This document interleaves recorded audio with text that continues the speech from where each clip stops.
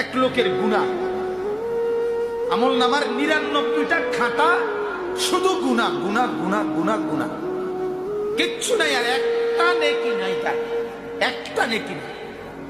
হাসরের ময়দানে আল্লাহ তাআলা এই লোকটাকে ডাক দিবে, ডাক দিয়ে কাছে এনে বলবে, আমার বান্দা দেখো তো এগুলো, আতুনকিরু মিন হাদা শাইআন, এখান থেকে কিছু অস্বীকার করো কিনা দেখো, কোনো বেশতি কিছু লিখছে কিনা ফেরেশতারা দেখো তো।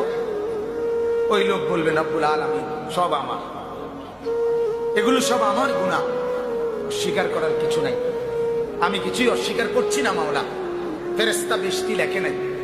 আল্লাহ তাআলা বলবেন, আমার বান্দা নাজাতের কোনো আশা করো না। কি দিয়ে আশা করো? আল্লাহ তাআলা কুদরতি ভাবে চিরকুট কাগজের টুকরা আল্লাহর কুদরতে